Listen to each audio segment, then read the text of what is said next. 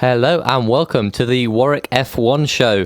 It's a non-race week, which means you're joined on the hosting chair by myself, Jack Rowe, and this week we're talking about F2 and the feeder series that F1 has had in previous years. We'll be going through the history of it. We'll be coming back to regular F2, which started off in 2017, and then we'll be finishing it off, trying to make some improvements, talk about what's so good about F2, and to some extent F3 as well. But I can't do this alone, so I'm joined, of course, by my co-host Will Kingswood. How you doing? Thank you for having me. Thank you for having me. Hosting chair is a bit of a metaphor because you're stood up at the moment. You seem to enjoy that a bit more. It opens my diaphragm a little bit. I've been trialing it, and we've got our two lovely guests as well. We'll go one by one. So you may know him. He's been on a couple times before, but we've got Chinmay Bharathia here. How you doing? Yeah, I'm good, thanks. It's just been a really busy week. The weekend without Formula One is not the most fun weekends, but there's always a lot to talk about in terms of the feeder series. Yeah, you've been. I like the fact you're repping the Mercedes top as well. That's great. And we're joined for the first time as well by Kurias. How you doing, Kurias? Hey there. I'm doing pretty well actually. Not been doing too much this week, so we've been running into week 3 now, so not too bad. But since it's not a race weekend, well, we're going into a race weekend towards America, but unfortunately we don't have the feeder series this weekend, but we will be seeing that in Jeddah in a couple of weeks' time, I think. Is it a month? I'm not pretty sure. Yeah. So we've got Mexico and Brazil first. Yeah. There you go. So I've missed my opportunity to get the Warwick F1 Society promotions in, so I might as well do it now. These two guys, of course, members of Warwick F1 Society. I guess you are as well. Will. I am. It's good, like good, It's like the one society I've joined, apart from Raw, obviously. Excellent, I've been very lazy about joining societies so far. No, and of course we're in the Raw studio. We're live on Raw 12:51 AM, and this podcast will be out on Raw Sport Spotify and on our YouTube channel as well. We were talking about COTA. If you want to come down to the Clarendon in Leamington on Sunday at 7 p.m, race starts at 8 p.m, and we'll be there. But we'll get back to the topic at hand and the F2 series. So we're going to go through a little bit of the history of F2 because it's quite interesting, and just because I'm not quite that mean to my guests, we're not going to be talking about the history exactly, but more like the formats that the F2 has taken in the past, and how we would see those formats happening in today's world. So I guess we start right at the start, and I need to get my computer up because I've forgotten what year it is. So F2 started out in 1946. At the time, Formula One was 3 litres engine size, but then it came 1.5 litres. The F2 came in and was a 1.5 litre engine, and it went pretty well. By 1952 and 1953, you guys are going to struggle to believe this, but every single World Championship race was not raced in Formula 1 Series cars, it was raced in Formula 2. 1.5 litre cars. So I want to get your guys, we're going to go straight in with this, right straight in. What do you think would happen these days? Formula 2, if we just halve the engine capacity, halve the engine speed of the cars, would that make for a more interesting series, or would you just immediately lose everything that Formula One is? We'll start with you, Chinmay. To be brutally honest, I'll probably lose a lot of interest because for me, a lot about F1 is to do with the engines, it's to do with the pinnacle motorsport, it's to do with the fastest cars in the world. So yeah, in a way, I would lose quite a bit of interest in Formula One if they're just halving the engine capacity and slowing the cars down. Yeah, it's an interesting one, isn't it? What do you reckon, Will? Well, we got to think now. We've only got 1.6 litre V6 engines. Obviously, we've got the massive electrical capacity, which makes up for a lot of the power deficiencies that you get from a bit of a smaller engine. But we came down from 2.4 litre V8, so that's maths. You're making it a third smaller. So it's almost similar. I can see why maybe they made the engines a bit smaller. You obviously want to get into the races, and smaller engines means probably more reliability, and back in the day reliability was the aim of the game. If you could get to the finish, then you had a good chance of scoring some points. But to be honest, going down going down half the size in engines or halving the size of the engines, I don't think really would make that much difference. That's an interesting take. How much of the power, can we remember, how much of the power comes from electric versus... Oh, we're going to have to look it up now. He doesn't know off the top of his head, all right. I'm not, I do the actual racing, I don't know anything about if the mechanics. Yeah. I think it's about 300 horsepower from both the MGUs in the modern day, if I'm not mistaken, right now. So, no. Okay, all right, sure. Okay. I'll accept that. Well, if we've got... So, apparently, in 2015, the Mercedes engine was about 870 horsepower, and you can get an extra 160, I think, from, like, kinetic energy recovery. So okay, maybe... So is that 20, 160 maybe? On top, or? Yeah, or I think I'd just go about 25% of the engine is of the power is electrical. Okay. Just energy recovery and things like that. So what do we... So that covers if we halve the engines, but what if we just went to Formula 2 spec? So Formula 2 spec at the moment is 3.4 litre with a single turbocharger, no MGUK, no MGUH. What would that do to the appeal for you, Kurias? I don't think it would change too much for me anyway, because I think the sound of the cars and the look of the F2 cars, you can see the flames coming out the back of the engine sometimes when they shift gears, and the F2 cars look amazing when you see them racing. And even if they are, quite a bit slower on the straights, with the F1 cars, if you're keeping the same aero, they're going to be just as fast in the corners, and that's where, most of the overtaking, that's what we want to see, the overtaking, the side-by-side action. And even if we would lose the speed in the straights, with how long the straights are, you'd have more time to cover and probably a lot more time in the slipstream, and that could actually benefit overtaking, which is one of the biggest problems in F1 that we've had in recent years. So I don't think it would be too much of a bad problem if we were to switch to F2 engines from what we have now. And if they remained unhomologated as well, so at the moment the F2 engines and F3 engines are produced by Mechachrome. They've got no incentive to make the fastest engines possible, do they? What if the teams had to then go with that 3.4 litre V6, that formula? Would that be more applicable to street cars? Is that going to be less? Does that take away from the pinnacle of motorsport that we say that F1 is? I mean, I think it is just the speed that you're getting.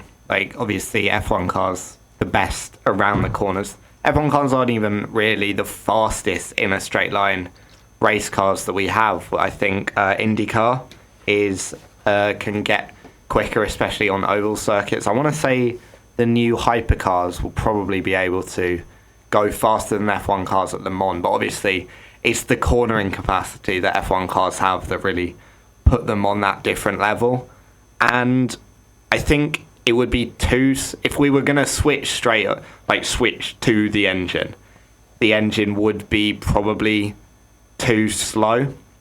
Like, it just wouldn't be able to go in a straight line fast enough. You probably would be able to get more power out of it, just because there's a lot more investment into F1 and like making that engine as quick as possible, even like through just adaptation. Because we've got to remember, even though these series, we'll probably talk about it later, but even though they say they're spec series, they're not. There's differences between the cars, and we'll come on to that later. But I think you would never see that as an option going to like F2 engines. But does that? I mean, it doesn't really matter. I think what we've got now, and especially what we're getting in 2025, looks like the best available option for the time being.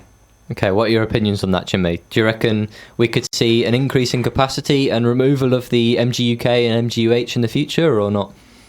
I think I'm not mistaken. There are some rumors going around about the MGUH being removed from the cars in 2025, and I think that's actually a really good step, because the MGUH is pretty much the source of all the unreliability that we see in Formula One, or at least the vast majority of it, especially when in the, let's say, not very well done McLaren Honda stages of the partnerships with the Honda engines. It was the MGUH that proved to be a massive problem for Honda. But yeah, I mean, the closer that we can go to like say, normal car engines, so bigger capacities, it'll probably be better for the sport, because at the end of the day, it will make it cheaper, more viable for other manufacturers to come to the sport, and also probably be a lot cheaper as well, because especially with the engines being ridiculously expensive nowadays. Yeah, I guess that's true. The reason why they're introducing that, I think, is trying to get Volkswagen and the Volkswagen Group in. But if I'm going to try and relate it to F2 in a little bit. If we change to a different spec, not necessarily F2, but something more similar to that, where the engine capacity is bigger and there's less complexity, do you think we'd get more manufacturers in the sport? Curious.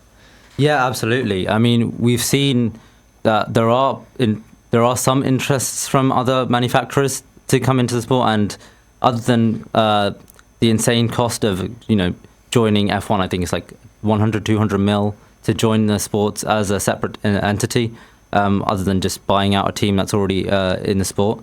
It is quite expensive to get into F1, and having bigger engines that they already use in road cars that are simpler, that they don't have to make huge R&D developments into.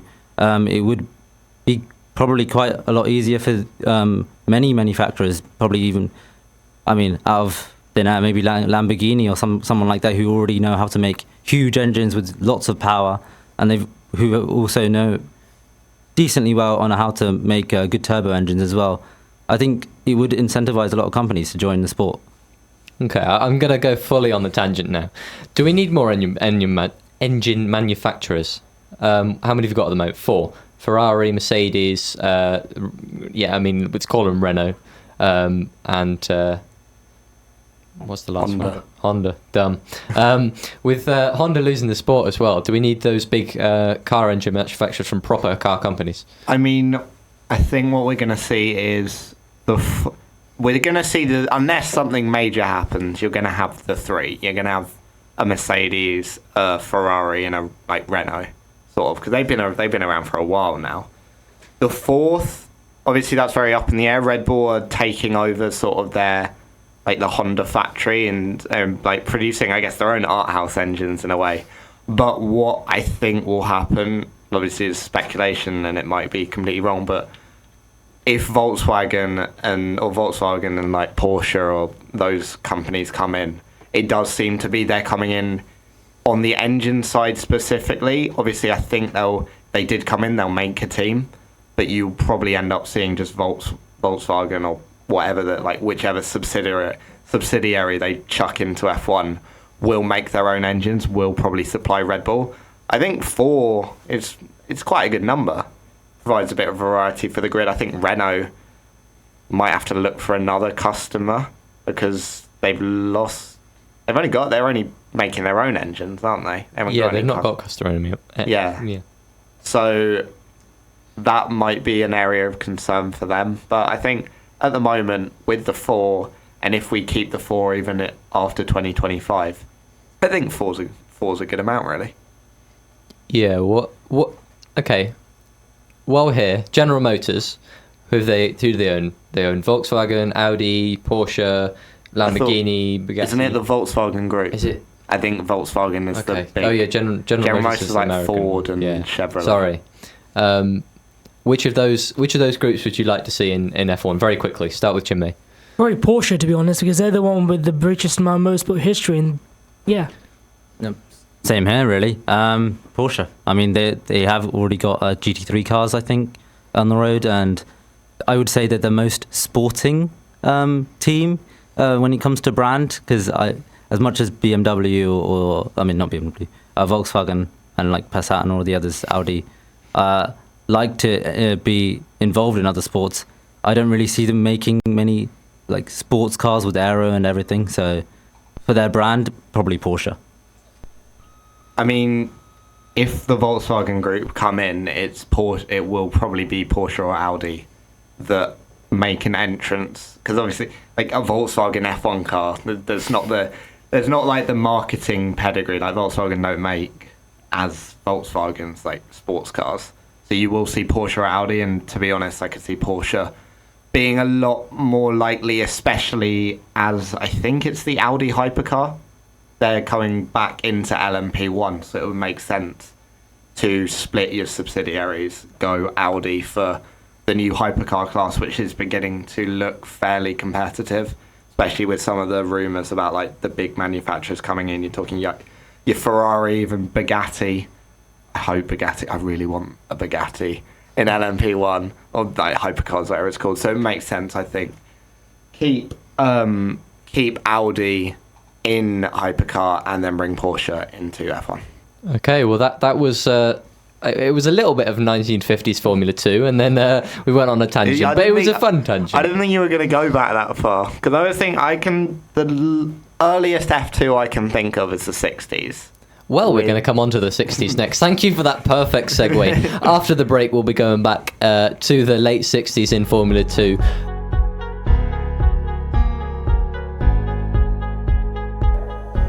And we're back in the studio for the Warwick F1 show. We're talking about, Formula 2 and its feeder series. And we're running through the history. We got through the 50s, kind of. A little tangent there, but we don't mind.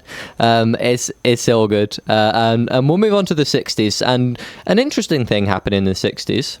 And that is, well, first of all, our engine capacity's increased. Excellent. We like that. Up from the 3 litres that we had previously.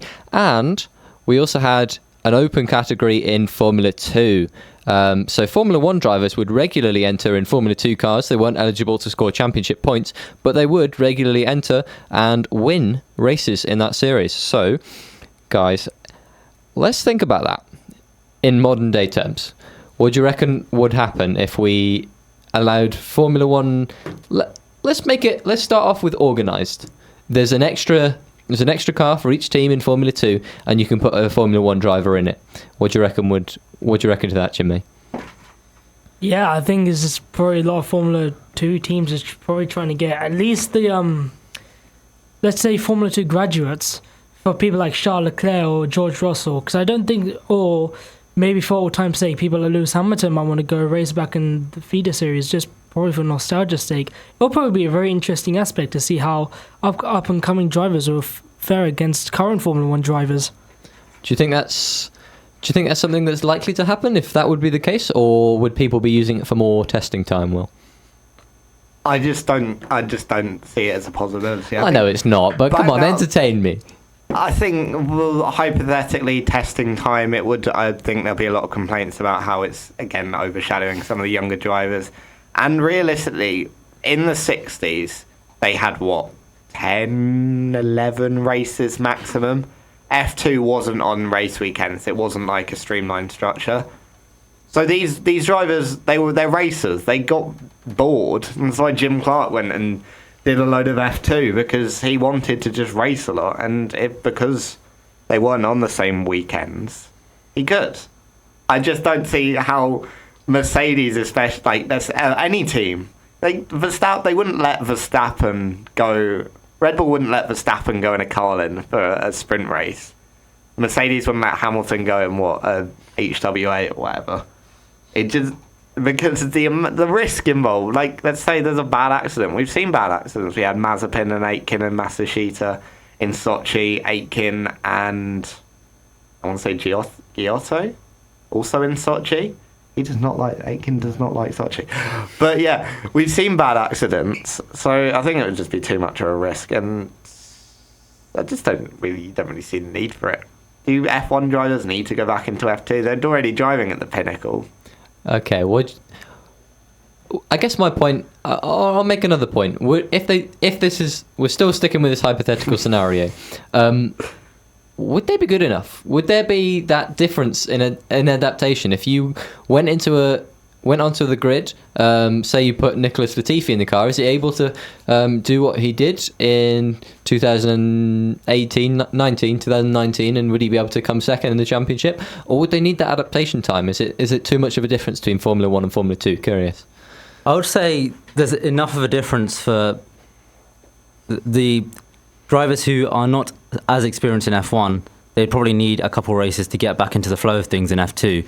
But for the more experienced guys, if they were to go in, I still don't think they would, but if they were to go in, I think they would get on with the cars pretty much straight away, and they would be able to perform at least in the top quarter of the field, because because they do have the experience and they are professional F1 drivers. They would have done really well in GP2, F2 in previous years in order to get to F1 in the first place. But for the guys who are the rookies, they would probably find it somewhat difficult going back to F2, because there are some really good talents coming from F3, another, I think GP3 as well. I don't know if that's they put it back together again, but the drivers from those formats who have gone up as rookies into F2, you've seen drivers like Liam Lawson, Théo Pourchaire, Oscar Piastri. They have insane amounts of talent, and in cars that where pretty much everyone is relatively in similar performance, you can see some drivers go all out, pretty raw when it comes to the race weekends and just trying to outdrive themselves, and it could be quite risky, but also you could see the experience of like Lewis Hamilton come out where they can evade incidents or anything, and it'd certainly make a very interesting weekend, that's for sure. Do you think it would give that comparison though? Like, we know Oscar Piastri's good. He's winning this year's F2 championship, but is he good enough? Is he better than last year's winner? You know, is he better than George Russell, who's won in 2018? Do you think that comparison would help F1 teams realise the potential, or do you think they already know that it's there, they're just not desperately interested in it? Well, I think there's so many different factors, because obviously Oscar Piastri isn't used to the speed of the F1 cars, but equally a lot of the F1 drivers probably aren't used to anymore the lack of downforce that an F2 car would provide. So I think they've got enough in other areas. I think they do young driver testing all the time. We're at the most high tech point the sport has ever been at, and I think that there's a lot more different ways of finding comparisons between either a driver let's say finding a comparison between an Antonio Giovinazzi and a Guan Yu Zhou and an Oscar Piastri and whoever else is, and maybe even a Théo Pourchaire. I think there's just different ways of doing it.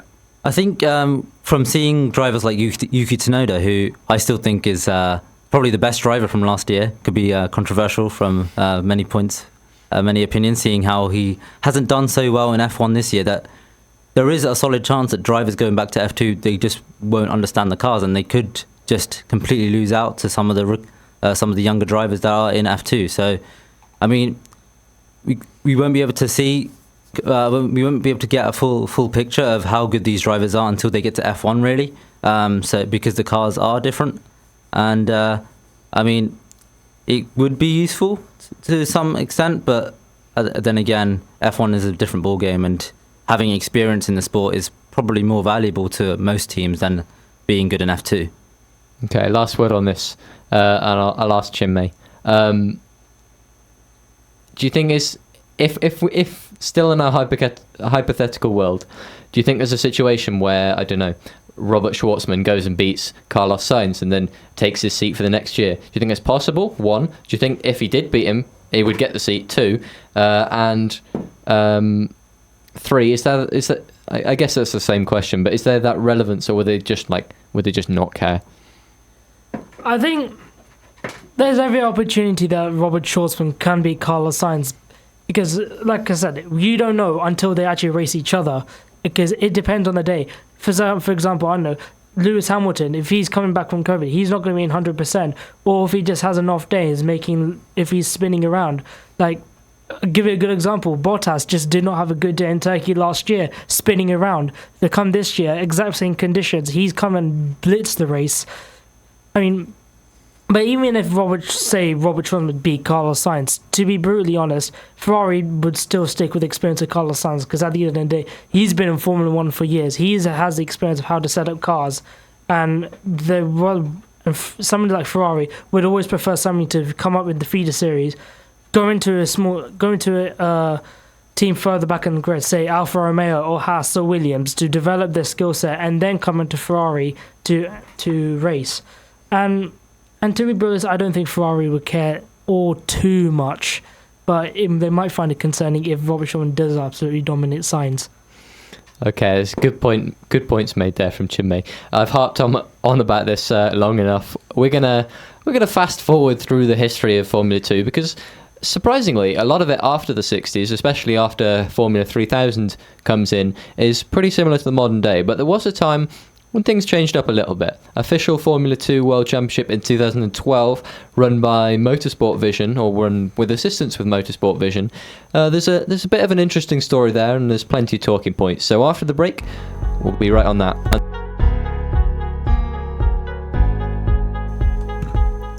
And we're back for the Warwick F1 show, talking about Formula 2 and the feeder series, and we're going through the history.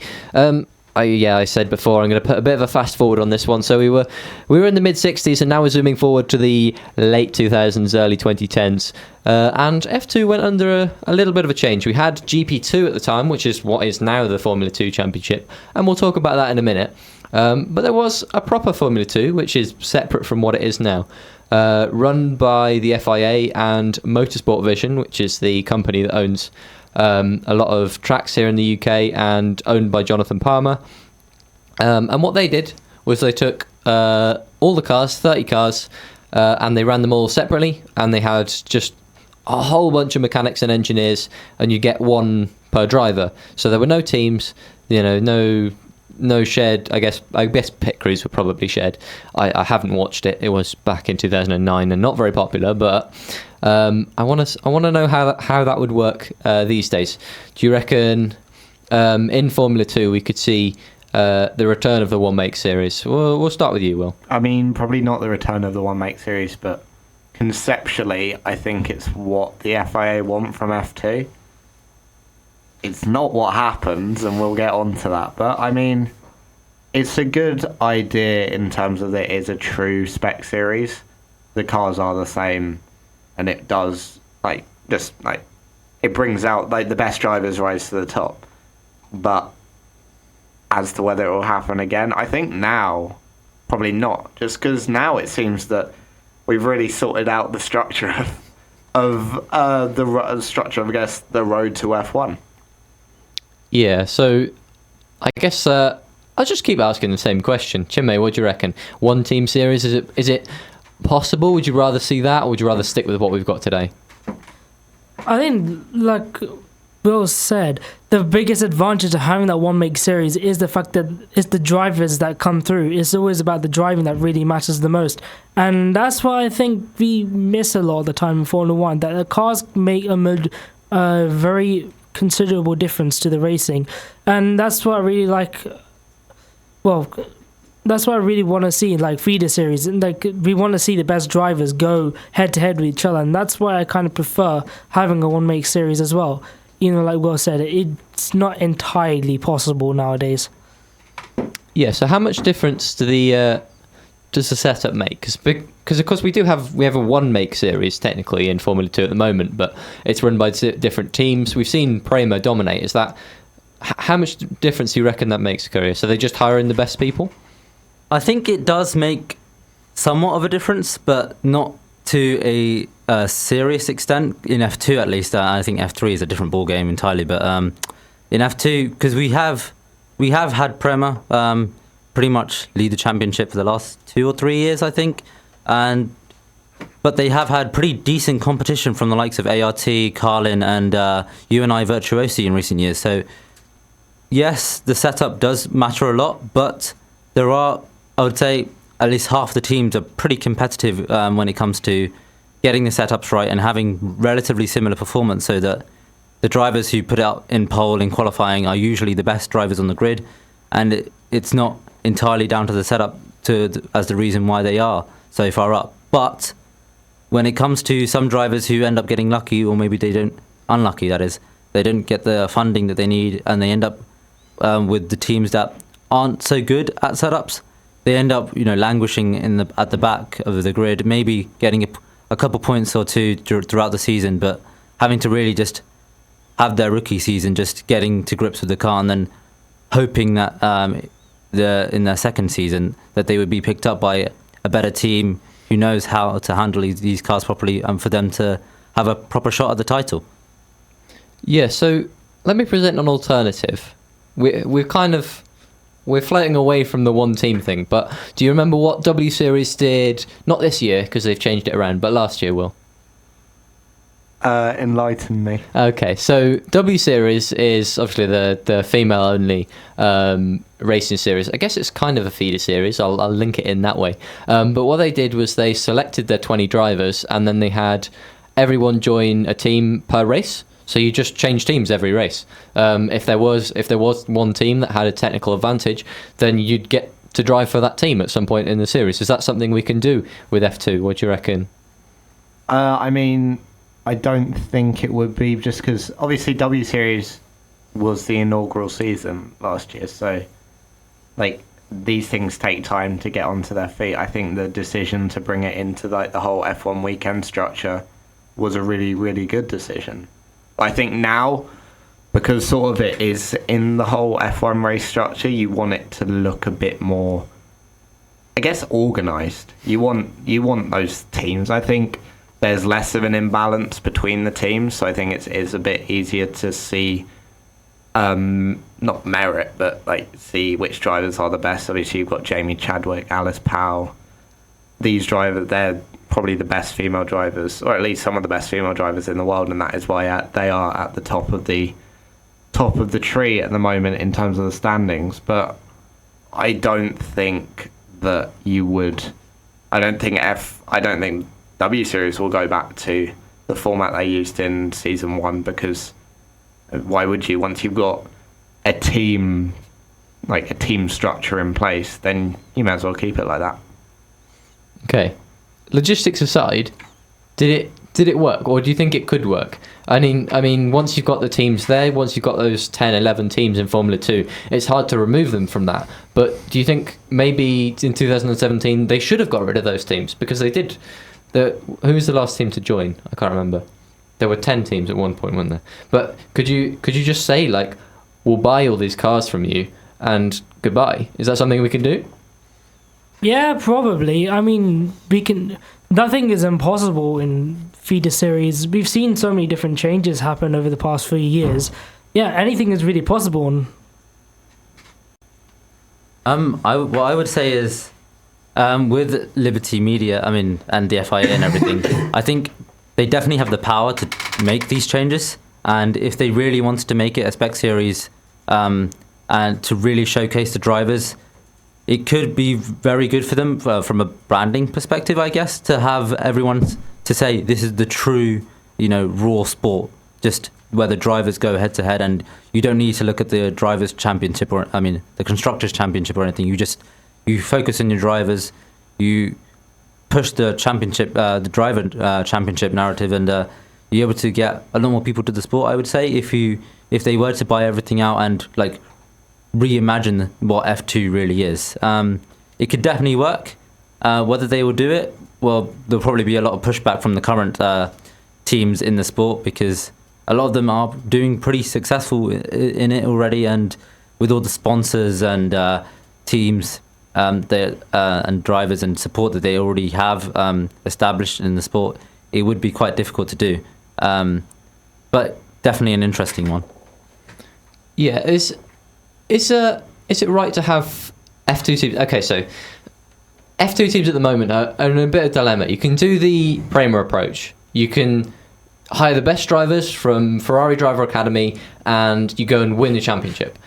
But you can also take the HWA approach. You can take your Alessio Deledas and the people who are paying you the most money. Should there be a financial incentive to hire bad drivers? Is that an issue in Formula 2 at the moment? Let's go for you, Will. I mean, money makes the world go round. You could argue that even in Formula 1 we've got a few bad drivers that shouldn't be there, mentioning no names.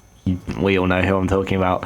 But obviously HWA is more near the back of the grid. They're not one of the better teams, so if they do want to stay in the sport, they're going to have to hire out the Deledas, as much as we don't like it. But no, I think that the problem is that just, although F2's in a weird place, they were trying to cut costs. That's why we did this calendar. We'll come on to this calendar and how terrible it is. But But we'll just, I think it's an option. It will always be an option to hire out drivers that pay the most. I mean, we had the Lord and Saviour last year, Lord Mahavir. Last year?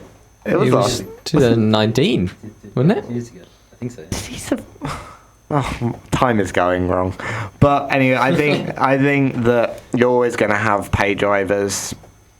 They're not going to get to F1 without at least some talent, is the realistic thing. I think the problem F2 has especially is that it's got the theoretical appearance of a spec series, but as I've been saying, F2 is not in any way a spec series, because there are some teams that are much better than other teams. Okay. Although they're running the same chassis, but they can run they can run different parts, and those different parts are what matters.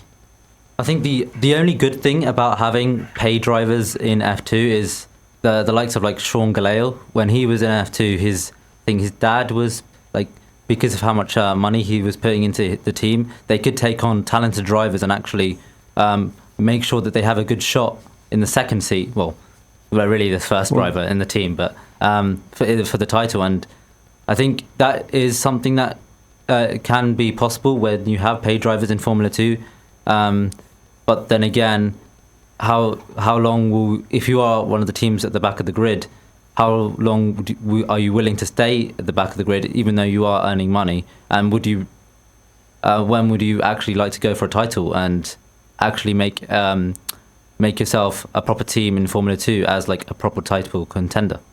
I mean, his dad not bankrolled, but gave Giovinazzi. That's the reason Giovinazzi's in F1, because I think he was teammates with Shaw. Giovinazzi went to Asia, I want to say, for his GP3, GP2 world days, and that is sort of teamed up with Sean Galale and his father, and I think that is the reason Giovinazzi's in F1. Which, to give credit to Sean Galale's father, that's quite not an honourable thing to do, but it's quite a proud thing to do. Bankroll another driver that has ended up being better than your son, and giving him that opportunity to go for F1. Is that just because he's nice, though, or is that because F2 encourages that? I think then I feel like there has to be a level of integrity to just upend the playing field between the two probably seemed quite level, because Giovinazzi was performing better than Sean Galale, and that's obviously been shown. So there would be an incentive to uneven the playing field in favour of your son, but he didn't do that. So or he might have done it slightly, but it didn't show in the end. And I think you give them for full credit. I mean, you've got to understand that obviously, if Sean Galale's father's got the money and his son wants to do F2, then logically that's what's going to happen. I mean, that's what's happening, like we said, with Mazepin and his father. It's just at a different scale. And to be honest, what's probably happening with Stroll and Lance Stroll and Lawrence Stroll, even though I'd say that Lance Stroll now does deserve to be on the grid, but maybe he wouldn't have got there in the first place. Maybe he would have been another driver that slipped through the cracks like you're seeing with a Callum Ilott or just Nick De Vries. Nick De Vries, exactly. So yeah, maybe he would have become one of those drivers that just slipped through the cracks. But if you've got the money, then it's going to be a lot easier for you. But I think that's just how the world tends to work these days. Woo! On that note, we're going to take an advert break. It's not, it's a music break.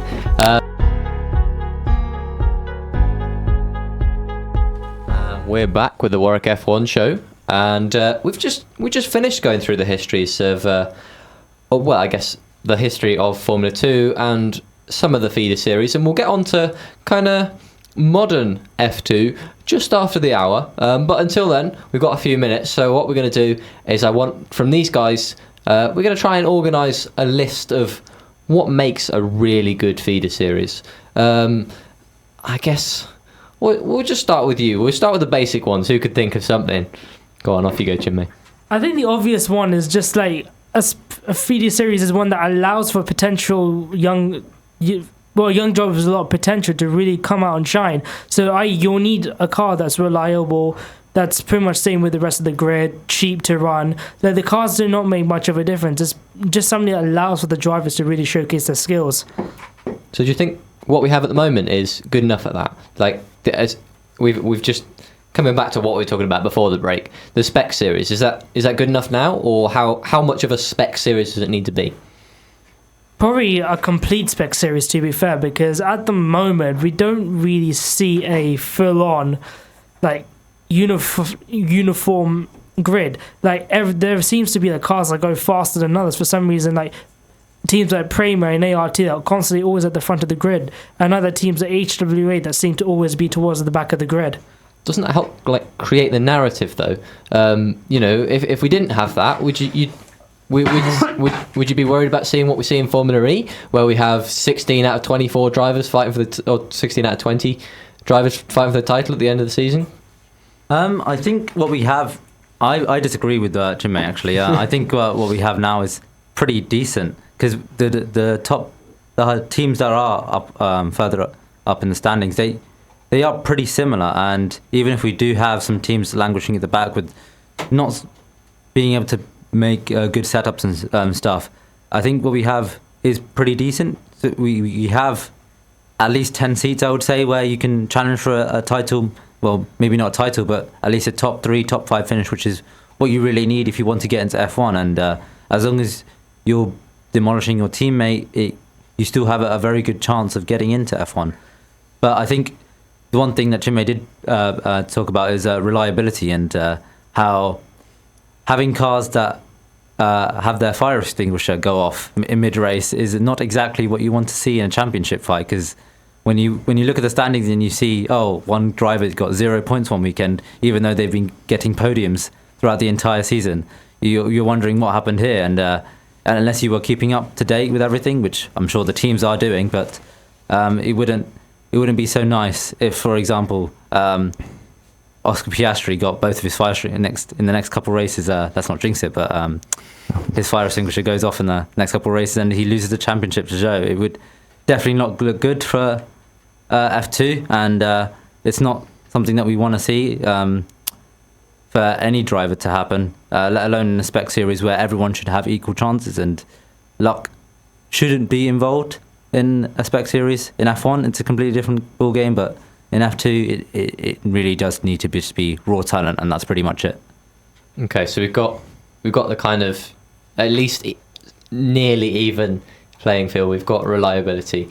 Where do we fall on the performance versus cost spectrum? It is probably too much at the moment. Obviously, that's what they were trying to do with the calendar, but I think everyone has decided that the calendar we've got is terrible. We'll come on to it in the modern F1 or F2 section, so I won't dwell on it for too long. I'll go rant about it later. But we will. It's too expensive, I think, especially for the drivers, because it is such a cutthroat world. You're getting drivers that are talented won't be able to find a seat. Like Callum Ilott is the prime example of that. And almost, I want to say that the rule that you can't redo the championship if you win it isn't probably good anymore. I think, especially with how the F1 grid is, I think you do want to. Maybe we do limit it, but maybe we limit it to 2 or 3. I think 1, especially when you've not got like a Mick Schumacher, who's obviously being groomed to get into F1 because he is A, a good driver, and B, the name recognition is off the scale there. When you've got like, let's say if Callum Ilott had won last season, which he very easily could have, he wouldn't have been allowed to go back into F2 regardless of whether he could or not, which I just don't think is the best idea. I think sometimes there just aren't any spaces, like on the grid. 2019, for example, I think we had one driver in Nicholas Latifi come onto the grid, but no one else came on. I think, were there even a few movings around, or was that the only driver transfer that year from 18 to 19? Well, definitely stepping up to Formula One. That was the only one. Yeah. We've got about 30 seconds before I need to play this last song. I'll finish quickly. So yeah, I think the one thing I would change is making it cheaper.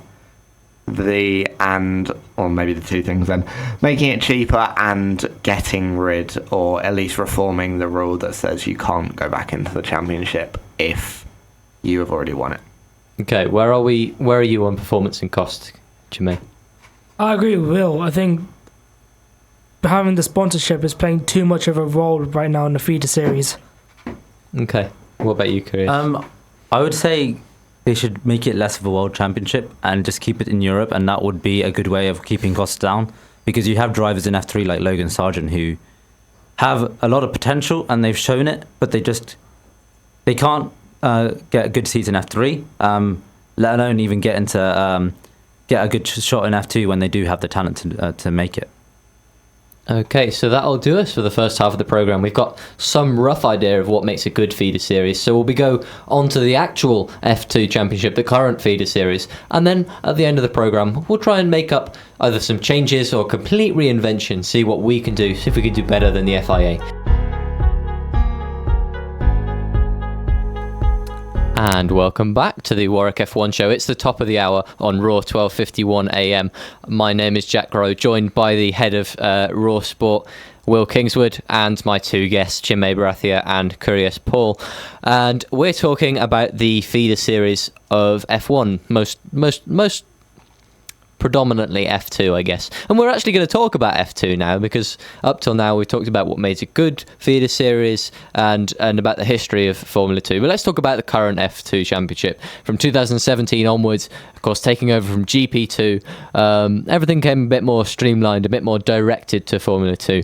I guess this segment, there's no real format here. I've not really got any questions to ask, but we'll talk about the actual format of Formula 2. We'll start with that. So, from 2017 to 2019, it was, remind me, Will. I think it was... Okay, we'll go to Chinmay then. It was one feature race and one sprint race? Yeah, I think that they did qualifying on the Friday, and then they reversed, I think the top 10 for the sprint race. I thought it was the feature race. Feature race was first, and then it was like the first top 8 or something was swapped around for the sprint race on the Sunday. Yeah, so they did qualifying. So basically, think an F1 weekend, you obviously got a bit of practice. They do qualifying, then they have the feature race. It's a normal race, obviously they've done the qualifying. Then, once you've got the feature race, they take the top 8 in the feature race, reverse the top 8, and then sprint. And then that was, in my opinion, the best week. It is a really good structure, because it rewards qualifying, it rewards a good performance in the feature race, and it brings in that jeopardy that you want. If you're in 9th with a lap to go, you can get that position. You're suddenly starting on sprint race pole, and it makes all the difference. So I think it was a good structure. Okay, what do we reckon to reverse grid? I mean, there's a lot of argument about it, right? Because if you do finish, you're right, 9th, then your chances in the sprint race of getting points are fairly gone, especially compared to where if you finish 8th, right? If you look at where the championship standings are, and you assume that everything stays in the same order, which in some tracks, if you can't get the overtaking right, it's so important. If you're faster than the person in 8th place, you might not have a hope of scoring points. What do you reckon, Kurias? Is it all right for the feeder series? For something like the feeder series, yeah, absolutely. I think because when it comes to trying to find talent, it's not just about qualifying, and it's not just about raw race pace. It's about trying to find how good you are when it comes to wheel-to-wheel combat, and how good you are at managing your tyres over the race distance and trying to get past other drivers at the same time. So having the reverse grid from the previous year's format anyway, where you have the fastest driver end up in 8th place and have to climb his way back up, you're going to have to see, does he have the pace and the ability to overtake drivers in front of him who are theoretically slower? And maybe even if drivers who are now no longer in the traffic, whether they can flourish when they're at the front of the grid instead. And I think the difference is in these positions during a reverse grid is what can show, what can bring out more from what a driver can do and what they can be. And I think that's what is really great about a sprint race. And we may not be able to apply it to F1. I know some people would like that, but in F2, it's certainly something that we want to see in the grid. So you think it's more of a tool for the for the teams to use to examine how the drivers perform? Of Because when it comes to the drivers, you could have a feature race every single weekend, but I think we were of course talking about the spec series nature of the sport and how some teams were better. I think with this, it would truly reflect how good the drivers are, because at the end of the day, overtaking is much harder than just driving around a track where you've got no one in front of you. So yeah, absolutely. Okay, so how much we didn't mention this before, but how important is it for a feeder series to be interesting? It sounds dumb, right? Because of course you want people to come and watch it, but when the teams aren't there to be financially viable for themselves, except for getting money from drivers. So is it beneficial to have something like this, or something like in Formula E, like activation zones? Is it useful to have something a little bit gimmicky that gets interest up, or is it more useful to keep it straight line so it's exactly like it would be in Formula One? It's always nice to spice things up a little bit. So I think I'll probably go a little bit on the more of the Formula E side in terms of things, because like Formula 2, I would like a good feeder series is probably not just provides a good bridge to Formula 1, but it's also like, because it's a completely different series to Formula 1 in that respect, is because it's not exactly the same thing. It's good to have something different to help spice things up, make the races more interesting, and also just test drivers' abilities in overtaking or in dominating the field. Yeah, you raise a good point. So let's come to the current format then. Things changed around this year because of cost-cutting measures, right? Instead of going to 12 races in the championship, they've been to, I think it's 8, isn't it? Or they will be to 8. F3's already finished, which is, in fact, let's talk about that. We'll come on to the format in just a second.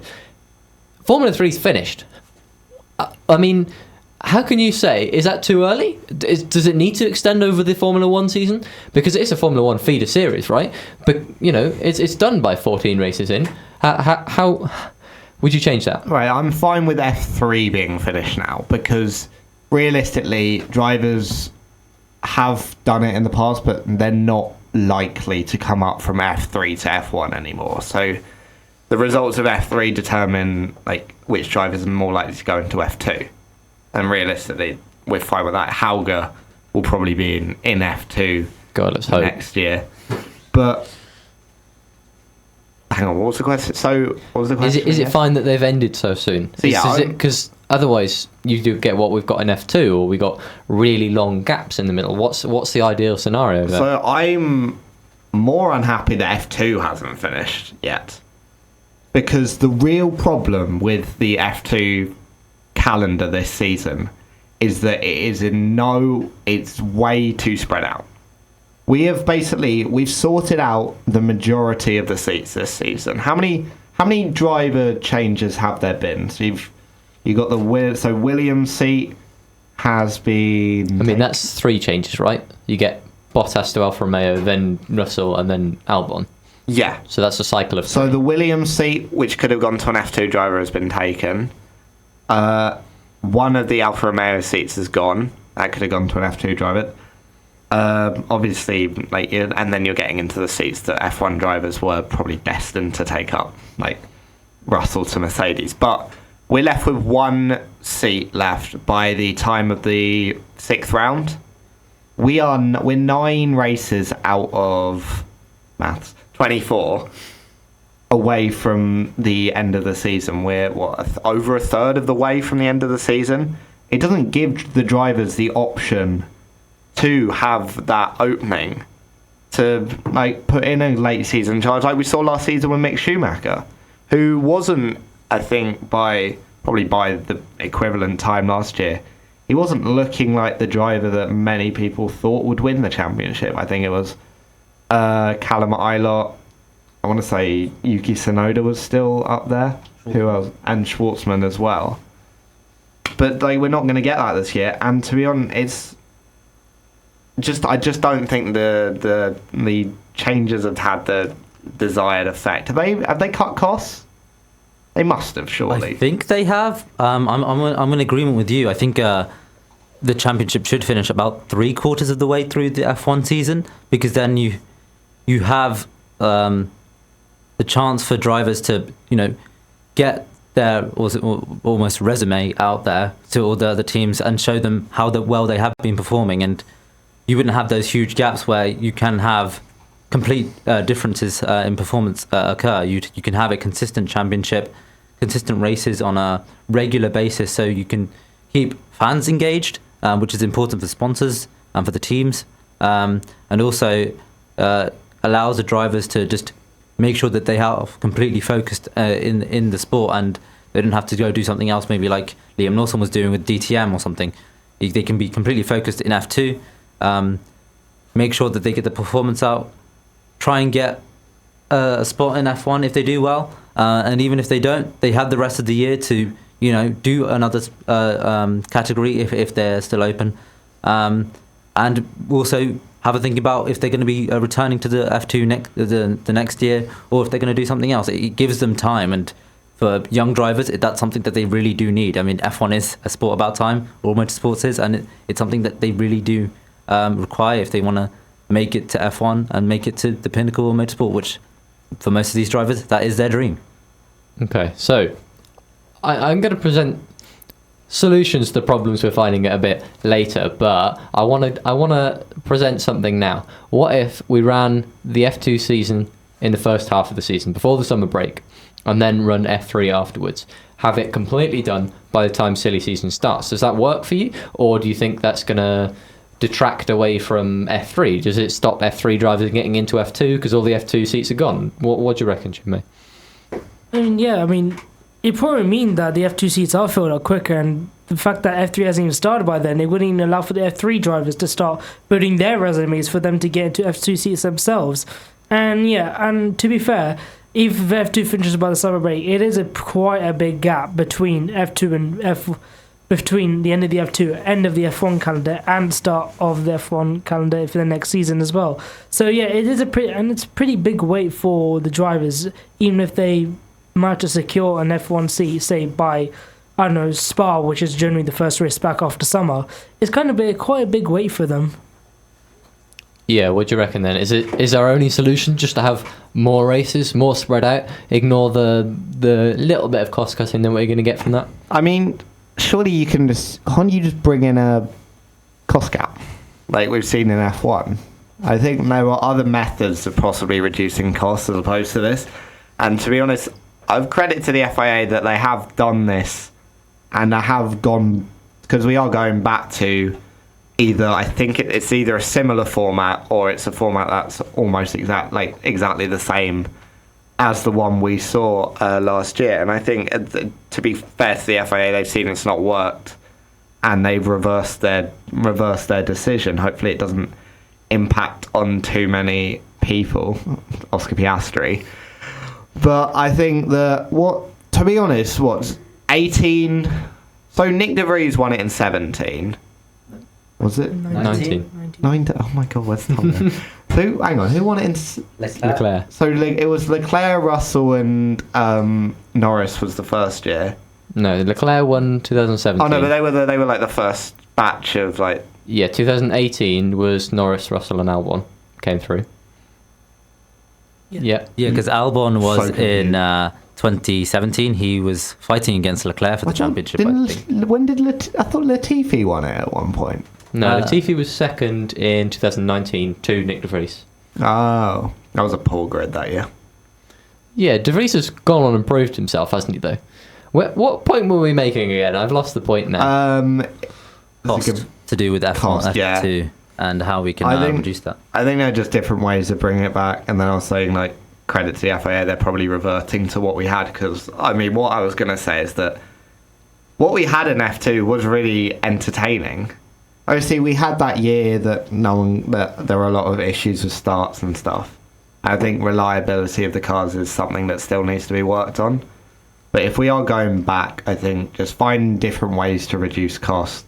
And then you have got a really good feeder series into F1. Okay, well, I guess on that note, it was a very good ending point. We should take a break. So this is Gonna Hurt by the Larkins, and we'll be back afterwards, and we'll be discussing... See if I can get my thing out.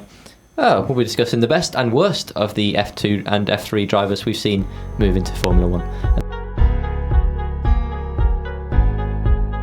And we're back in the Raw 12:51 AM studio for the Warwick F1 show. We're motoring through the F2 and feeder series championships, and we're going to talk about probably, the bit you've all been looking forward to, the actual F2 championships that we've had over the years. It started back in 2017, of course, and I want these guys, probably the end of this segment, to pick the best F2 driver we've had in Formula 1 currently, and the worst as well. But let's start right back at the start. 2017, were you guys watching back then? It wasn't really covered. I feel like 2018 was the first year it really got brought into the whole structure.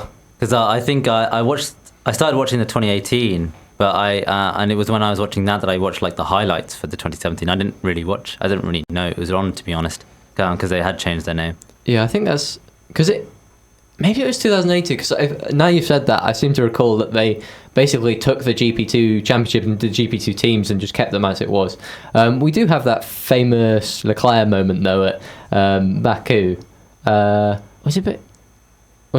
was Formula 1, but... Which one are you thinking? No, I'm thinking there was a 2017 at Baku moment. There was like chaos in that corner or something. I can't quite remember. Yeah, 2017 was rebranded GP2, wasn't it? It was still GP2. It still had GP2 teams. 2018 was when F3 came in as well, rather than GP3. So I guess we'll start there. We had Leclerc in 2017, of course, the Ferrari Driver Academy, now in Ferrari. How's he been doing in Formula 1? I feel like people know, but bit meh, really. No, he's had so 2017 obviously wins. 2018 goes to Sauber, what was then known as Sauber. Then moves straight to Ferrari for 2019. Takes 2 wins, or was there a third that I can't remember? It was 2 in Belgium and the home of Ferrari, Italy. Then since then, obviously Ferrari have been on a downturn in form. 2 podiums in 2020, not bad with that terrible car. And this season he's got 1 additional podium, or have I forgotten another one? He got a podium in Britain, just being overtaken by Hamilton in the final few laps, and unless there's another one recently, I think that's the only podium. Just one? Just one. Cool. Yeah, I think so too. I guess, is that the way that the feeder series should work? Should it be the same way that we've seen with Albon, where they step into the second seat, and then they go straight up to the team? Chinmay? Yeah, but I think Albon was promoted to Red Bull a bit too quickly, in my opinion. I think it was a really good development for a drive to stay at one's back teams and to really develop themselves, get used to the Formula 1, and really start developing themselves as a driver before really stepping onto the top teams, because that way it allows them to really deal with the pressure more than if they were just booted into the top team straight away. Because when you get booted straight away, there's so much pressure with you to bring the fight to the front, but it's more likely than not you're going to be crumbling under that pressure. Okay, let's move it on. 2018, incredible year for F2, right? We got the third, or the extra 3 of the Twitch quartet, but we had a great battle, especially from a British point of view, between Russell and Norris. Albon, of course, there as well, joins F1 the following year. So those 3, I want to look at the paths they've taken from Formula 2, especially contrast the top 2 in the championship. Russell at the moment, just finally finished his 3rd year at Williams, I think. Was it his 2nd? Third year. Third year. Yeah, 2019. was his Oh, he's first. about to, yeah. And now he'll be stepping up into Mercedes. Whereas we can look at Norris, he went straight into that McLaren seat, and he, of course, doing fantastically. So, we said 1 year for Leclerc seemed good enough. 1 year for Albon, or it was half a year, wasn't it? Yeah. Yes, it was half a year. Okay, half a year for Albon, not long enough. 3 years for Russell, is that too long? I would say absolutely. I'm a bit of a Russell fan. I very much hated the fact that he wasn't in the seat this year. Thank God he is next year. But yeah, I think 2 years is the ideal number of years for an F2 graduate to get acquainted into a solid midfield team, and then get their opportunity to go into one of the top 3, top 4, an actual title contending team later on in their career. Of course, then you could say with Russell, he wasn't really in a midfield team at the time, so he didn't really get the time to show his racing abilities, and it's only this year that he's been able to show it properly. So yeah, 2 years is, I think, the ideal, but you can have drivers like your Leclercs, even going back much further, your Lewis Hamiltons, who straight into a championship-winning, championship-capable car, and they just straight out the blocks, they were performing. I think with the best drivers, they will perform regardless of what car they're in, but for most F2 drivers, they need to be nurtured into the sport and need to get their time in, to get their feet wet, and then actually get their chance to go for titles and help their team out. If you want some of the newest talent, do you need a second team? If you're McLaren, it's the next step to go and make a contract with Haas, or make a contract with a lower team like Mercedes have, like Red Bull have, like Ferrari have. Is that required for them? I mean, realistically, for Russell and Norris, it wasn't the ideal scenario, but it was a scenario that was much more likely to be set out. You have Russell, who most people view as one of the greatest talents of his generation, and obviously it makes sense for Mercedes that when they are in such a dominant position, they don't really want to risk it until they're sure that Russell is ready. So that is why they put him in Williams, and Williams have benefited from that. They benefited from that definitely this year. Obviously, the last 2 years have been a struggle for them, but I mean, even with the car performance that maybe Russell brought, he was getting into Q2 a few times last year. He was giving them hope, essentially. Grabbed the podium. Yeah, got a podium this year. Norris, I mean, McLaren don't have a second team. It makes sense that he would go into the first team. I think with those two especially, they are gearing up to be the talismans. They're the number one drivers for at least for the next 5 years. Leclerc probably is also on that talisman era. He'll be the lead driver at Ferrari, probably either level with Schumacher eventually, or maybe Schumacher will be better, we don't know. So Norris makes sense for him to go to McLaren, just find his feet, especially as McLaren was still climbing back up the rankings from, I think, very poor 2015, 16, 17. They're still climbing back, so it makes sense you start climbing back with new blood. But then you got Albon, who I think just got unlucky in that the Red Bull second seat is the problem with that. Yes. But the problem with that car is it's so built for Max Verstappen. No, I think there's something about his driving style, I think, has been said, that makes that car incredibly difficult for a lot of drivers to handle. So I just think that Albon got unlucky. Is he on the level of the other two? I think possibly with time, and I think if he goes to Williams, he's partnering back up with Latifi, who was his teammate in 2018. So they know each other. They can get along well, and Williams are coming back up. So I think in the end it's worked out for Albon, but initially it did seem like he was, I guess, one of the four that sort of fell before he could fly, essentially. Yeah, I do think that Albon will get his sort of Gasly redemption story at Williams. I think he will, to put it simply, destroy Latifi, because he absolutely destroyed him in F2 in 2018 when they were teammates. And yes, Latifi will know the team, know the car, but I think Albon is just the better driver. Is he as good as Russell and Norris? I would say not, because when Russell and Norris were in F2, they were in their rookie seasons. It was Albon's second or third season in F2 that year.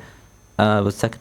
Yeah, second that year. So he definitely showed he had talent, and he did it faster than Latifi at De Vries, I think, when it came to doing so well. So he is capable. He just needs time, and we've seen in F2 where he was given a second chance and he was able to perform. So at Williams, he should be able to flourish. I can definitely see him in like a sort of Perez, Bottas, Gasly sort of role at many different teams. You know, a solid midfield lead driver, maybe even a second driver for one of the top teams if he is able to perform well enough. But yeah, I don't think he's the same tier as Norris and Russell, really. The other two are just something else. They're built from different stuff. Okay, we're moving rapidly on. In fact, just before we did, Chinmay, you're the latest F2 graduate. You've just won the season. You've got an option. You can do what Leclerc did. You get 1 year in Sauber. You go to Ferrari. You can do what Russell did. You get 3 years at Williams. You go to Mercedes, or you can do what Norris has done, and you just stick to one team that's rising up the order. What do you do? I think, personally speaking, I'll probably say I like Norris's situation the most, because you're staying with the same team, you're climbing up the grid, and especially in the long run, you end up being in the championship contending car, starting the same team you've been from the start. You know the team, you know how the team runs, and pretty much you've established yourself with that team in the sport, and you couldn't really have a better team chemistry, and just in that respect, and also being in Norris's case as well, this is more to do with his case. He's in a team that knows how to win a championship, because this is McLaren. This is the second most successful team of all time. So in a way, I would say probably I'd rather be in Norris's situation over the other two. Do you think that's changed because of 2022 though? Would you rather spend ages in that development team and get into the championship winning car if the regs weren't changing? It's hard to tell, but I feel just maybe just weighing somebody who, like Russell, who's waited for 3 years. I just feel that's a bit too long. It's like he's well overdue that Mercedes seat now. I think it's just a bit too long for Russell. Okay, that's fair enough. I guess we got to talk about the modern three as well, and Latifi as well.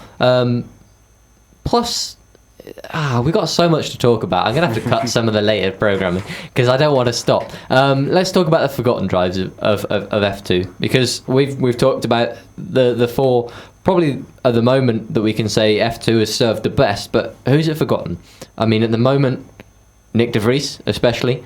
Callum Ilott we saw last year, second in the championship. He has no seat, and we're looking at the potential of Oscar Piastri maybe winning the championship and having to do what Nick De Vries has done. So let's start with Nick De Vries. Has he been done dirty? Is that rule that you can't come back into the championship, has that really affected him? Kurias. I would say he's had a good opportunity by going to Formula E instead. So yes, he hasn't had the opportunity that I feel like he should have taken the Williams seat instead of Latifi. If Williams weren't, looking for sponsors or anything, but because I do think he is a better driver than Latifi. But he has gone to a Works Mercedes team in the Formula E series, and he's gone on to win the World Drivers' Championship with them. So it's clear that he has talent, and he should have had a chance in Formula One. But he's found his footing in Formula E, and he's done a really good job there. And I think, even though he's lost an opportunity, he's got another opportunity that you could argue is an even better one, because with the way Formula E is going, it could be standout series of the future instead of Formula One. So you never know. I mean, that's very, very debatable. You come on this podcast and slander the great name of Formula One over Formula. If we say that Formula One is the pinnacle, if Nick De Vries is aiming for that, has he got chance anymore? Because he's shown he's good enough, right? Yeah, no, he's won 2 championships in 2 years, and in 2 of the best Formula racing series there are. Yeah, he's not got a chance. How old is he now? What, 20? 20. I just had his Wikipedia page up. He's quite old now, isn't 20. he? Right, so he's 26. It took him. Oh, ancient. Yeah, but you say that, but it sort of is. Especially in F1, coming into F1 terms, it is quite old. It did take him 3 seasons to win F2 as well. And arguably the 2019 season was one of the weakest grids that we've had. Well, I'd say probably the weakest grid that we've had. Maybe this year's not brilliant, is it? No, I disagree. I think okay, we'll come on to that. But 2019, it was a weak grid. Took him 3 seasons to win it. When you're comparing like debut seasons for Leclerc, debut season for Russell, Albon 2 seasons, but he's up there in 3rd in 2018. Debut season for Norris, who's up there in 2nd. I just don't think that if he had more money, like I've said before, I think he would have got a seat. I just don't think that he will, and I'm wondering what he'll do now. But especially if Mercedes are coming out of Formula E, to be honest, I could see them doing a hypercar entry with their new Project One. He's been racing in WEC as well. I can't remember. It might have been LMP2, I think. I think WEC or whatever class of car he wants to drive is probably where he's going to end up. But I just can't see a way for him into F1 anymore. I think this year was the last chance with one of the Williams seats, either taking that seat off a vacated Russell or replacing Latifi. But realistically, what now? You think Albon and Latifi is a fairly long-term project, or at least a few years. By then he's 28, 29, and he is too old to go into F1. So I think it's sort of over for De Vries in terms of F1 hopes. Okay, but moving on very quickly, we've seen Ilott, right? He's arguably he's good enough. Oh God, don't do that. Oh, sorry. We can hear you much better now. Yes, sorry, apologies for deafening you. Callum Ilott is in an IndyCar next year. Is that something, because we've seen Grosjean move to there, I mean, we've got Ericsson's over there as well. Are we going to start seeing more and more and more Formula 1 drivers or Formula 2 drivers who can't get that seat? Are they going to move it there? Are they going to go to Formula E? Is it something that's only been a problem for these one maybe this year as well? What do you reckon for the future, Chinmay? I reckon maybe we might, especially in the next couple of years, or the next few years at least, that we'll probably see more F2 drivers start making their way to other series like IndyCar, because IndyCar is almost, in a way you can say, the American version of Formula 1, the America-only version of Formula 1. And we've seen Grosjean, he's made his move into IndyCar, and he's having a blast of a time there. He got a podium, pole position, and now this year next season he signed up with one of the top teams with Andretti. Yeah. And Marcus Ericsson seems to be pretty comfortable over there in IndyCar as well, and especially with the lack of seats we've got in Formula 1, especially with the whole raft of new generation talents we've had in the last couple of years. So basically meaning we have practically no room for new rookies in Formula 1 for the next couple of years at the very least. We're definitely going to see F2 drivers looking elsewhere for more chances in other series. Yeah, okay, we're going to have to take a break. When we come back, we'll be talking about the drivers new to this year, which are Latifi. Sorry, not. I can't get this right. Schumacher, Mazepin, and Tsunoda. We'll be asking these guys who's the best and who's the worst of the F2 graduates, and we'll be looking into some alternatives or slight adaptations to the F2 calendar. And we're back with the final segment of the Warwick F1 show, talking about Formula 2 and the feeder series. We didn't quite finish what we were talking about. We've still got to talk about the most recent graduates to Formula 1. And those are, of course, let me get this right this time, Schumacher, Mazepin and Tsunoda. Those two guys going to Haas. We were just talking about this in the advert break, but I want to get that on live. So what do you reckon to those two guys? What would you have said, Kurias? In F1, Schumacher has definitely been performing far better than Mazepin. I mean, as I was saying when we were off, not live, the only entertainment Mazepin has brought is he's been a sort of carousel in the background, just spinning away. So if there was ever a dull race, it certainly wasn't for Mazepin. But overall, Schumacher has pretty much dominated that Haas seat, and I mean, we saw it last time when he brought it into Q2 somehow. Absolute miracle right there. And he's shown his talent. We can just hope that he'll get a few more seasons and hopefully get into another seat, so that maybe with another driver who has more experience, so we can truly see how good he really is. On that note, are Haas able to say that? You know, Schumacher is good enough to go take them off. Ferrari, I suppose, they're the ones that are really looking. Are they able to say that, yes, Schumacher is doing a great job, or do they need someone in that car, or do they need a more midfield team to be able to say that, like AlphaTauri, for example? I mean, that car is terrible. It's like probably the worst car we've had since the end of Marussia. I'd say it's worse than the 2019 Williams, because even that, somehow that thing got a point. Not sure how that happened, but I think I saw somewhere where I think last year the Haas's were actually, on average, the worst qualifiers.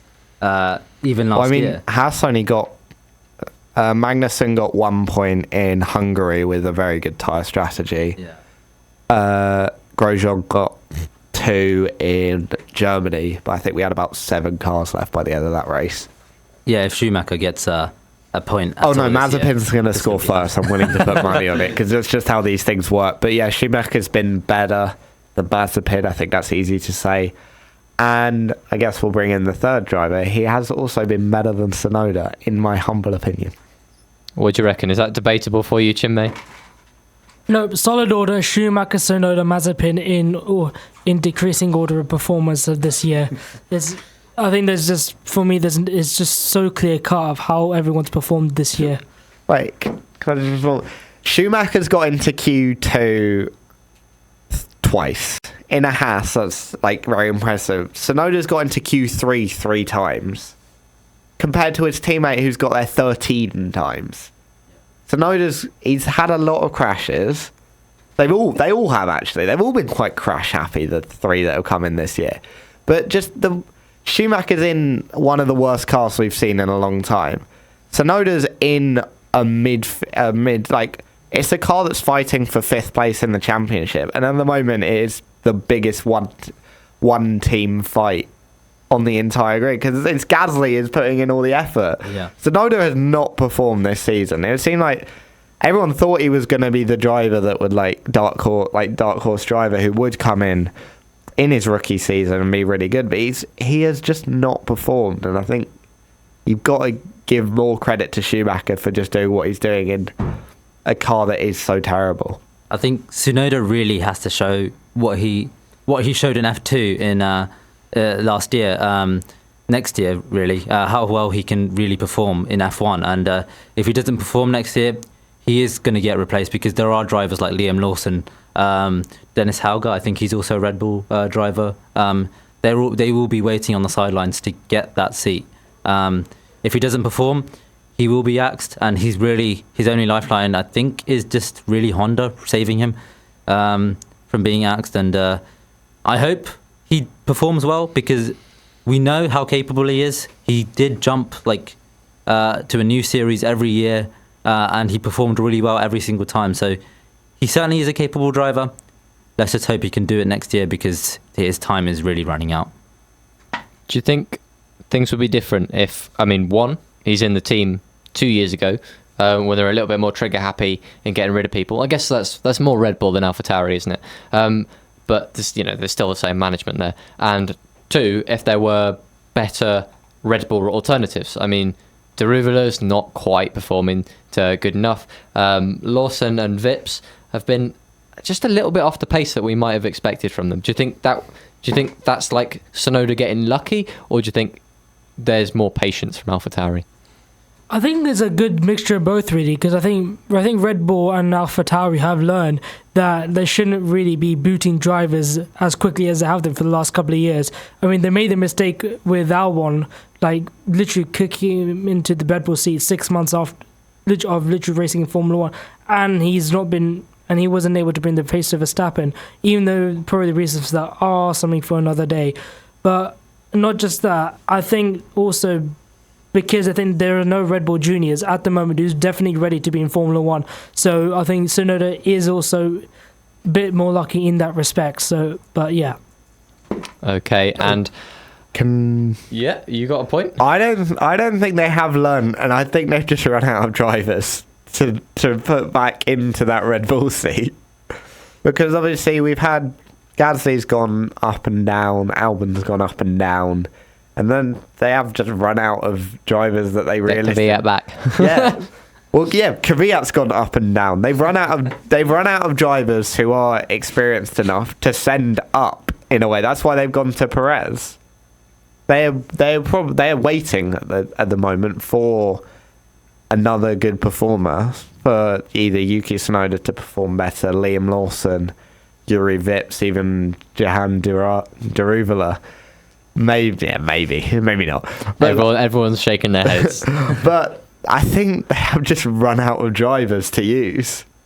They should bring Kvyat back and just boot him straight away, because I think it will give Max Verstappen a free win. I think that's a stat where every time Kvyat gets booted, Verstappen has a good race, so he might win a championship. He just gets hired and fired 7 times for the rest of the season. I mean, if that guarantees a championship, I'm sure a lot of people would be happy to see that.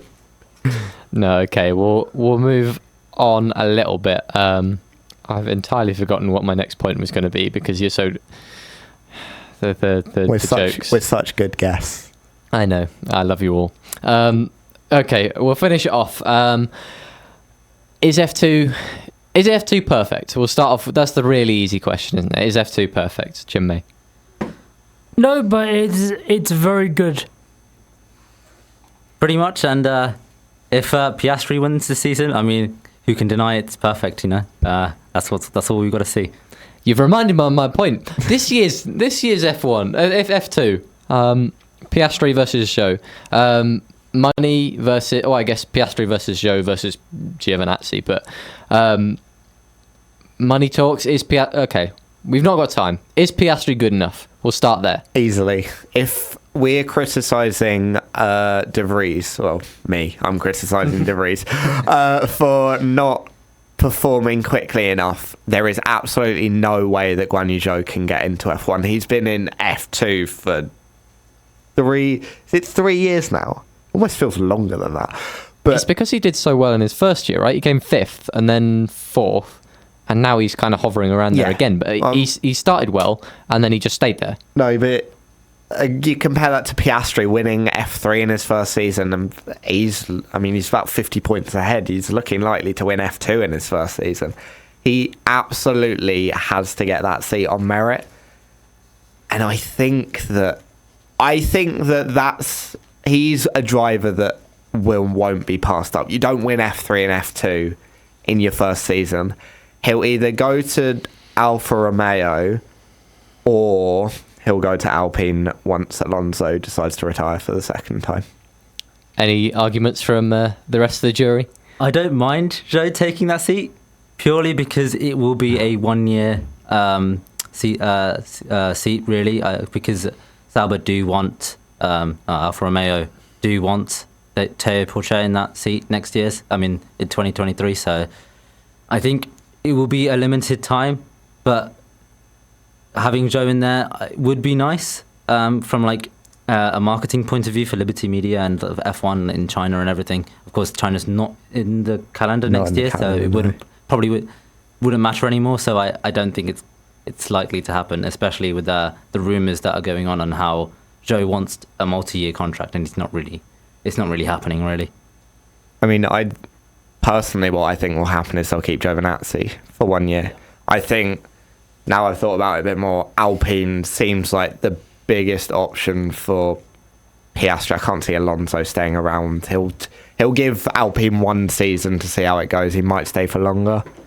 The only thing I would say is with for Piastri is whether or not Alpine will be good when the regulations change. So him getting that seat next year will be able to show his talents, and if he performs, even if Alpine is good, some other team will probably be willing to pick him up. So yeah, that is something that he will be looking for. But they need to justify that driver academy, because that thing is, the Renault driver academy is genuinely the worst thing in the world.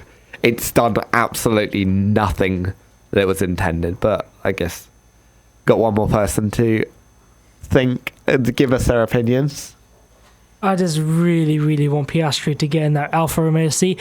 In all that reality, I don't think so that it's absolutely guaranteed. It's probably looking likely more to be Zhou because of that money. But I just really, really want Piastri to get in that seat. He deserves it a whole lot more than Zhou. Okay, and we're nearly done. We're nearly done, I promise. I'm going to have a last word from all these guests, and I'm going to throw something really, really oddball into the mix. Who wins F2? Not this year, next year.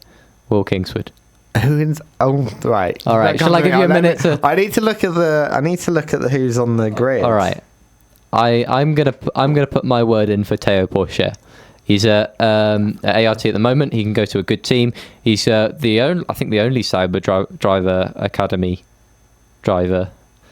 I'm not sure if I said driver enough there, but he's the only one in F2, and I think he'll be able to come on strong next year and win it. What do you reckon? I think a good shot will be Dennis Hauger, the current F3 champion. I think he'll have a good shot at it next year. He was pretty impressive. I don't know what team he'll be going to. Maybe it's Prema if Piastri wins the championship. If it isn't, it could be Carlin as well, because you do have Ticktum. He's not going to be in that seat next year, so he should have a good shot, and I hope he does have a good shot, because we have seen F3 drivers come in through the grid and just absolutely destroy everyone, really. Hopefully he gets, I think he'll be a good shot. Chinmay, very quickly, who do you reckon? Probably Théo Pourchaire or maybe even Liam Lawson. Okay, and Will? Yeah, I think between Pourchaire, Lawson and Hauger. Hauger's dominated this F3 season. I think he could be another Piastri. You could put your money on one. I'll go, because he's from New Zealand and I'm half Kiwi. I'll go Liam Lawson. Okay, thank you. That'll do us for this week's edition of the Warwick F1 show. We'll be back next week when Will Kingswood will be taking us through the results at COTA and a preview to what's after that? Is it Mexico? Mexico, yeah. Yeah, the preview of the Mexican Grand Prix.